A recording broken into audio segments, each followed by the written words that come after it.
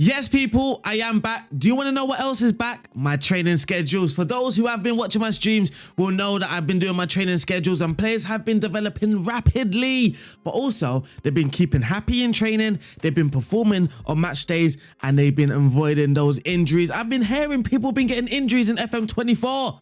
But not me using these training schedules. So today we are going to have a deep dive into these training schedules, why I think they are so effective, but also what you can do to help your players develop, and also just you can have a better time on Football Manager. So let's get stuck into this video, and this video is also sponsored by Mystery Shirt Football, and we will be opening that box a little later on. Let's go.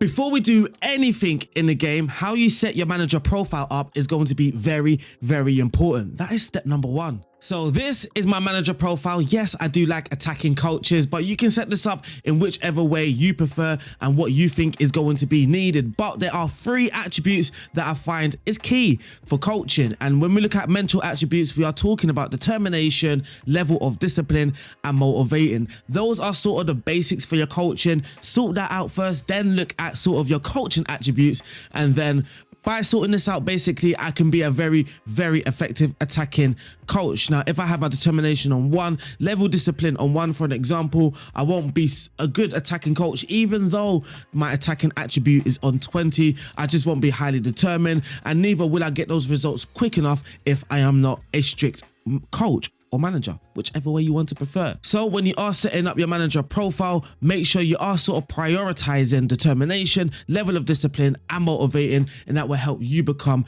a better coach, also a decent manager. Like I said, coaching attributes, this is what you prefer, or you could be sort of a cheeky guy, go into a club, look at the coaches, see what's already there, and then you can find out what is needed. Sometimes there's already a good attacking and technical coach at the club. Maybe you need to be that defensive coach for the club that you are managing. So that is how I would advise setting up your manager profile, and that goes for any sort of level. So if we take all the coaching badges off, for me, again, you do have to prioritize those mental attributes. So what you can do actually for the manager style focus, this little bar here, just shift it over to the right a little bit, and then you can see here we are improving with our mental attributes. And then I can go to determination, plot that down to 1, player knowledge 1, youngster knowledge 1, and then people management is 1 as well, and then motivating 2, and that's all my base. And then I can just keep on clicking again until it's filled. And then we got here determination 3, level of discipline 3, and motivating 3, which is, I guess, decent for this sort of level. Now, all this training talk may have sparked some new save ideas in your head. I know it has for me.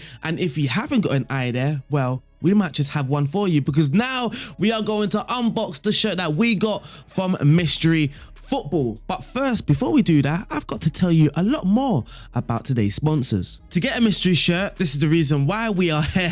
From the homepage, this is where you can select the kind of product that you desire. Is it a retro football shirt? I like me some of those. A mystery football shirt? Shh. The club, Italian football shirts, Premier League, or German. But you know what? I don't like to know what's coming inside my box, especially when talking about a new Football Manager save idea. So step number 1, choose your size from the range of options. You may wish to size up, as the shirt, it may be different depending on the manufacturer. Number 2, select your size. Let them know which teams you would like to avoid in the comment box at the checkout. Step number 3, sit back, relax, and wait for your mystery shirt, just like I did. Now it's time to unbox what I've got. Here we are. Now, I was gonna ask for a drum roll, but I guess.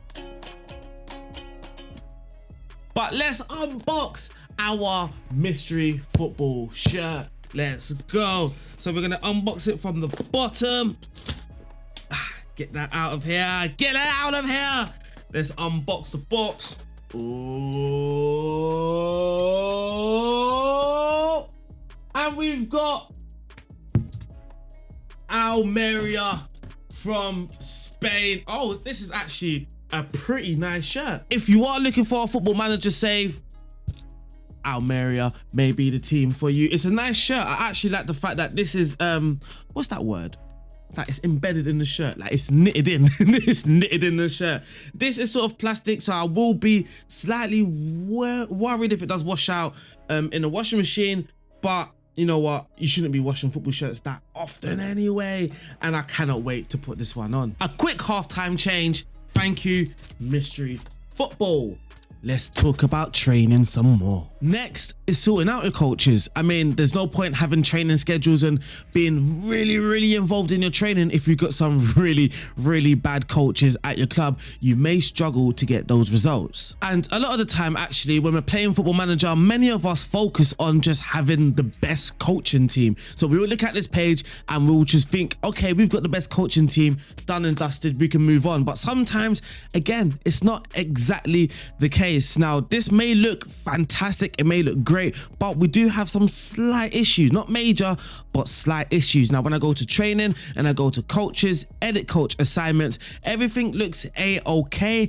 But when I am looking at defending, looking at the technical, if I'm looking down at the coach's workload, it is on heavy, which is not great. But overall, the balance is quite good. So we've got light workload, average, light, average, light. So my setup here is actually pretty decent, but I do know my next coach, I should be looking at a defensive technical coach. And if you do hover over the little boxes, it will tell you what you kind of need. Now, we already spoke about those 3 key attributes: determination, level of discipline, and motivating.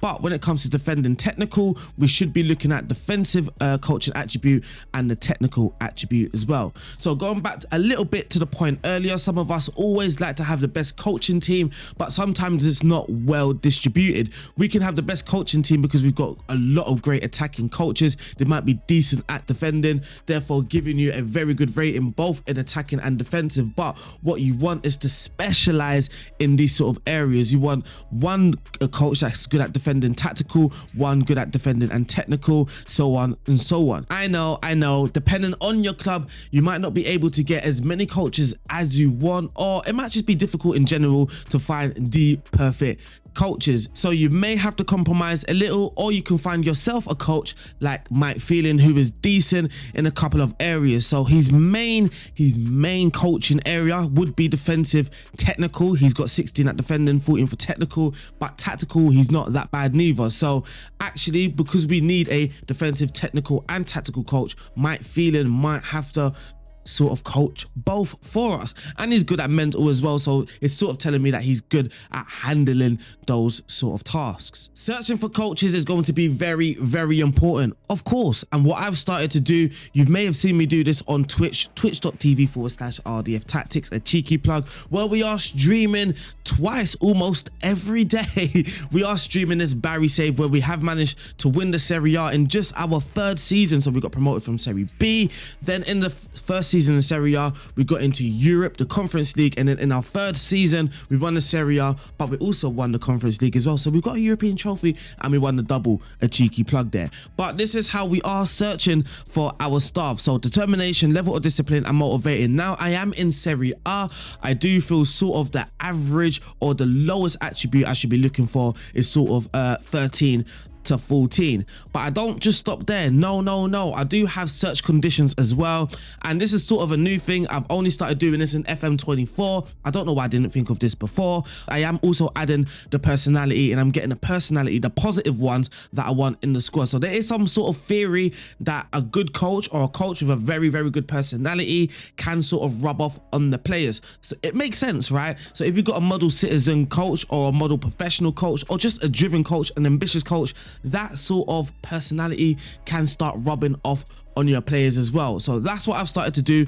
I've started to do my searches. So when I am searching, I've also got personality, and they can be ambitious or determined or driven, model citizen, professional, perfectionist, spirited, resolute, resilient, realist. You kind of get the gist. Now I might actually give this search to you as well, this search filter. You may be able to download this in a download link. Now when I press OK, all of these coaches here, now if I search by or filter it by personality, you can see it's all the positive personalities that we search for. If I do end up having to look at a coach with balanced personality, what I would double check is they got a respectable determination, again around 13, 14, which they should be when they pop up on the search anyway. And then you can see here we've got all these coaches with good personalities, and also not just the personalities, it's the coaching badge as well. In the top tier we should be looking at Continental Pro license, and as you drop down the tiers you can sort of drop down the coaching qualifications as well. Of course, the better the qualification, the better the coach, sort of.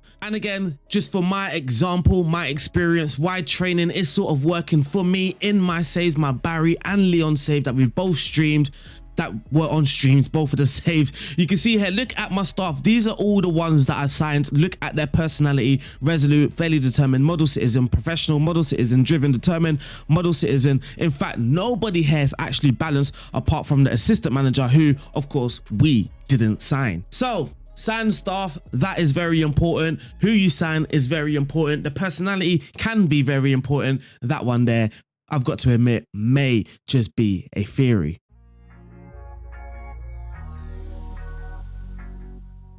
Now, this part tends to be my favorite part of training videos, where I get to show you the results of the players developing, and we can see those attribute changes. Now, I have seen some sort of, I wouldn't say complaints, but some people have raised a slight issue that they don't feel their technical attributes are developing as well. Maybe the mental and physical attributes develop quite fit. They do boost up, but admittedly I haven't come across any sort of issues, or it's not quite noticeable for me.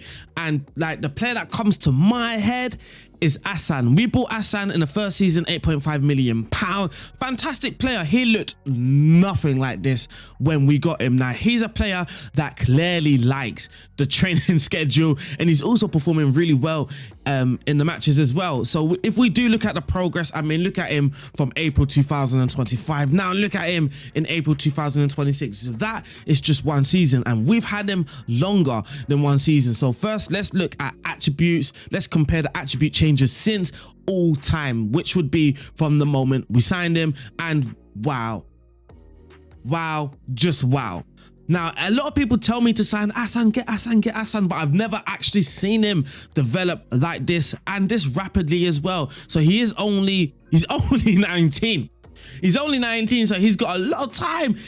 There may be some space for him to develop even more, or we might have possibly just maxed his potential ability out already. But we can see some heavy technical attribute changes. We've got 4 on free kicks, 3 with first touch, and with penalty taken as well. And then mentally, you can see 7 has gone up with anticipation, but I will show you why, or tell you why. It's got to do with additional focus. So we're going to talk about how to set that up, and of course the training schedules to end the video. But you can see here his individual focus has worked, which is clearly off the ball, because we can see off the ball decisions and anticipation have all just shut up compared to the rest, which, I mean, I might want to change the focus now so I can focus on a different area. Ryan Turkey is another one that has developed just gloriously. Now, we are looking at his progress, and I do want to show you the progress because it has dipped, but there is the part of the reason why is that he's not actually quite happy. I've broken too many promises, so his actual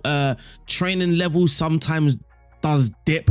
But let's just look at his training progress and how we've developed him in training. Again, if we do look at all time, he is looking fantastic. And again, you can tell that we have focused on off the ball by looking at his off the ball decisions and anticipation attribute changes.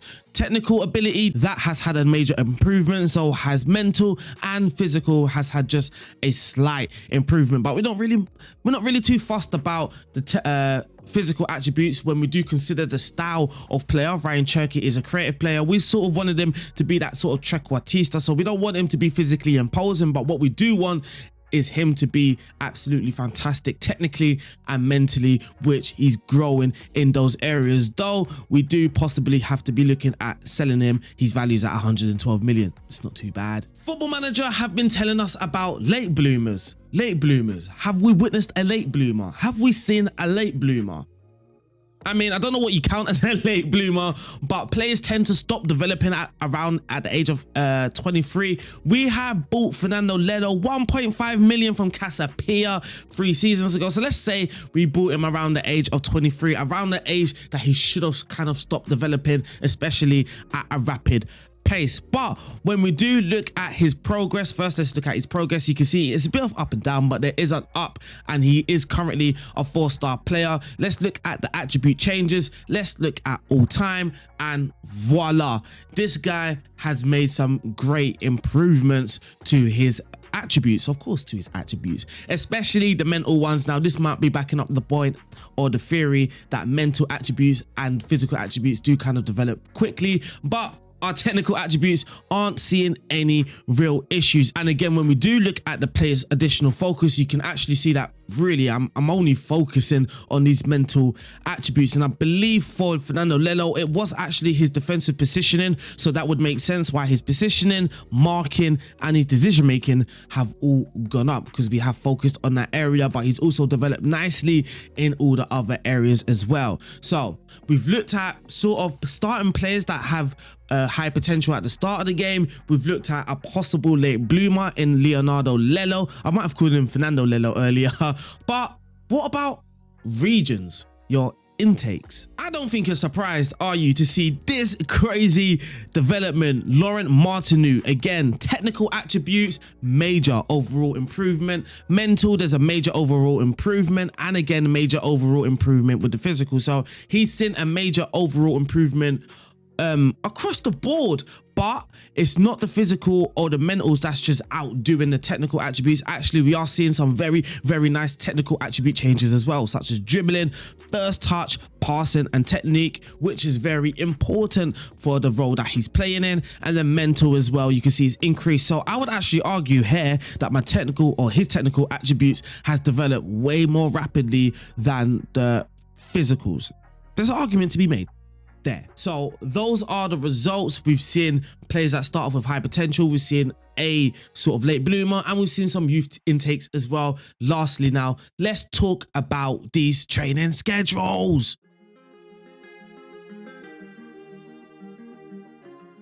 Before we start importing and downloading training schedules, make sure in training you go to your rest at the top here, and then on the right, far right here with the full love heart, make sure this is on double intensity. In fact, you can just copy this page here. No pitch gym work, half intensity, normal, then double.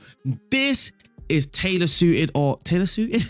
This is suited for the training schedules that I have designed. I am very confident of leaving this on double intensity because I have designed my training schedules to be able to handle this double intensity in the rest. So make sure you do this. Now for player focus, this is more so for you. I can't exactly tell you what to do in your save. I mean, you might want to improve a player's first touch. You might want to improve his off the ball, his agility or balance. It all depends on you. But this is what I tend to do. Now, when the player is quite young, so in the development ages, so between 15 and sort of 23, I don't give them a position, role or duty. I leave that just for the playing, wherever they play in, but it is the additional focus that I like to handle. So for the goalkeeper, he's 21, we've got goalkeeper technique, and it's on double intensity, but you can just leave it on automatic. It doesn't really matter. That's just sort of a habit that I've got.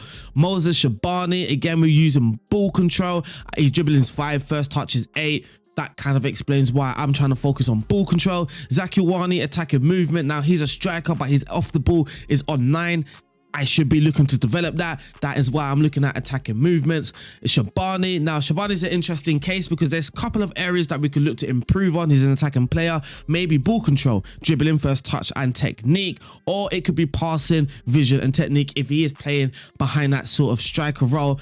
So I've got a couple options, and this is what I would do. This is where it's really down to you. Another person be like, hey, dribbling is more important to me at the moment, passing is more important, and then after passing I'm actually going to go to final third because I want him to be I just want him to make that great decision in the final third as my number 10. Again, it's all down to you. We do have Marcus Leonardo. Again, we're just focusing on a certain skill set. Now, looking at the older players, you can see here Christian Bielik, West Ham player, we are now training the role. Kakaret as well, we are now training the role. We don't actually have that many old players in our team. Tolisso as well, we are training a certain role. So when you're now the age of, I'll say 24 and above, I do train the role, and then below that I will do an additional focus. I would never do both. Also, some players as well, you might see I have half intensity on some of these players. So like Corentin Tolisso,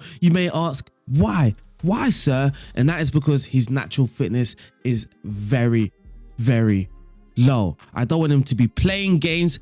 Well, if he is going to play a game, I need him to be able to recover for the next game. So now I am prioritizing his health over the training, which is one way you will avoid injuries. It's not just the training schedules itself, it's also how you handle the player. For someone like Tolisso, he has to be on half intensity because after a match he needs to recover, and if we hover over natural fitness, this attribute reflects how well a player stays fit when injured or not in training. It is also used to determine how well they maintain their physical attributes past their peak and maintain fitness between matches. He cannot maintain his fitness between matches if he's playing a match, coming to training, double intensity and working his socks off. No, actually he can work hard and he can work really hard in matches because we've got that high intensity tactic. He recovers the next day, and then during the week he's taking training slightly easy, I guess. So now we've done that, we've spoken about everything now apart from the schedules. So I guess let's look at the schedules.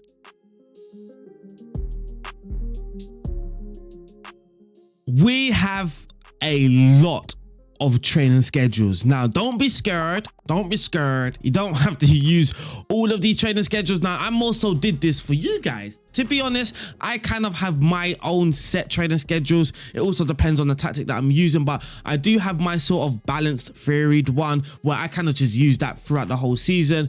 And then I may add in an attack, I may add in a defense, I may add in a gegenpress, a possession-based training schedule, a wing play one as well, which I actually quite like to use. But there is a general one that I do like to use, which will be called RDF General 1 match, RDF General 2 matches as well, and also an RDF Defense 1 match Saturday. So I'm sorry if this is confusing, but these three here that are labeled RDF are the ones that I use generally. And then these other ones are more so for you guys. If you want to focus on attack in training, you can focus on that. I do of course use this. There'll be a week where I'm playing Juve away from home, I use defense. If I'm playing Barca away from home, I use defense. Or if I'm playing a team that's 19th, 18th, 17th, I may just go for an attack one.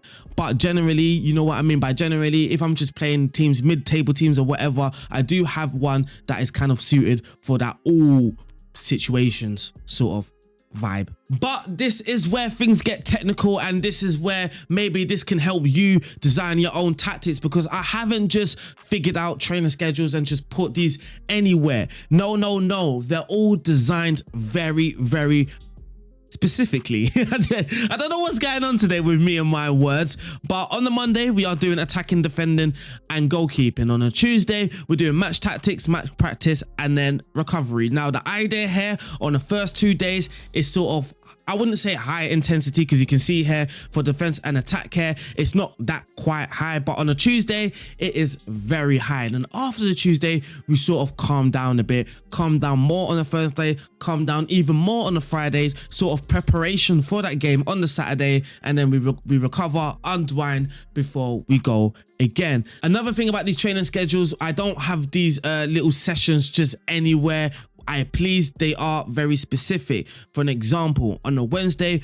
we are doing ground defense, which is primary focus on defense, and then we've got primary focus on attack before we do primary focus on attack again. And then on the Thursday it's primary focus on defense, primary focus on attack, and then actually primary focus on defense. Now the idea is that there's an equal level, there's an equal share of priority, right? So attack, let's say the attack is getting 50% and the defense is getting 50%. We're not having a week where attack is on 80% and defense is on 20. And this is something that you might not necessarily notice, and it's something that the preset tactic as well isn't quite clocking onto. So if you do an attacking preset, go to attack. Let's just look at it ourselves. So let's just go to a tactical style or training style, sorry, attack, one match. And what we'll see here, focus on the attacking unit, focus on the attacking unit, focus on the attacking unit, focus on the attacking unit, focus on the attacking unit. And what is happening here is really just these players are the ones that are getting focus on, whilst these players here aren't really going to be developing in training as much as the attacking unit. So just imagine for the whole year you're just focused on attack. These guys will be developing at a much quicker rate than these guys, but also these players may suffer more injuries and more fitness issues over the defense because they're not really training that hard in defending. Does that make sense? Downloading schedules as well. When you see these goalkeeper schedules, don't be alarmed like, what the hell's RDF doing? There's 3 goalkeeper sessions in 1 week, and there is a reason for that. So earlier I told you to do your additional focus on your players. Now, what is the point in doing all that additional focus if they are never going to train that in training? So my training schedules are also again designed to make sure we are also making sure my players are able to train their additional focus and also their individual roles. That also helps with the team cohesion and the tactical familiarity as well. So when we do go through this is for the when we have 2 matches during the week. So when you do have 2 matches during the week, your training schedule should never be heavy, because the heavy sessions are actually your matches. Those are sort of your heavy sessions. So on the Monday, ground defense, where it's all quite light, quite easy, we end it off with match tactics. And then on a Tuesday before the game, we are sort of doing our distribution from the goalkeeper. One of the main reasons for that is if you do look at the secondary and territory focus, we are looking at the attributes, additional focus of the attacking and defensive unit. For the ground defense, we are looking at the individual roles for the attacking unit, and for the chance creation, we are looking at the individual roles for the defensive unit. On the Friday, we are again just looking at so I am sort of ignoring this sort of for the goalkeepers, and I'm just looking at I'm keeping my eyes on the attacking and defensive unit. So then they play the matches. The matches is where they will get their heavy development from. Now, I do have a quote from an SI developer. This wasn't a direct message to me, by the way. This wasn't in a conversation between me and Dan. I actually saw this on the forum site just looking around. So to give some context, there are a lot of factors that will improve progression, such as training schedules. Got that sorted. Match time, make sure you get that sorted. Happiness as well, keep players happy, and dynamics, of course, and the level of opposition. Now, this is actually important more so when people are loaning out players. Now, again, let me go back into my save, just sort of for an example. Looking at loans, I am very particular with my loans. So what I like to do, George Yepes, I like to look at his pros and cons, and it will sort of tell you he's a decent player for most Serie A sides, or it will say like he's a Serie B sort of player or a Serie C sort of player. Now, when I'm offering out my players on loan, I would never offer George Yepes to anyone below a top tier division. Just never. He's now on loan to Frankfurt in Germany, and that is where he will be for the year. I would never have loaned him to a Serie B side because that's below his level. He needs to be playing at his level or above. Does that make sense? Now we have Samir Muminovic. If we look at his cons, he's actually a leading Serie C player. So when I was loaning him out, I was like, well, the lowest that we're going to loan him out to is a Serie C player, Serie C team. He's actually on loan to Netherlands in their 2nd tier, which is a very intriguing loan for him because he might actually be playing above the level that we believe he is. And unfortunately, that wraps up today's video. I hope you found some gems in there. The training schedule folder will be in the description link below, and also the coach search filter as well. This video was sponsored by Football Mystery as well, so make sure you go to footballmystery.co.uk and find out what mystery shirt you can get in your box. I got Almeria. I hope you get something great here. I tried to make a rhyme there. I'll see you guys soon. Stay safe. God bless. Peace out. Don't forget to like this video. Subscribe. I'll see you guys soon. Stay safe. God bless. Oucha. Peace out.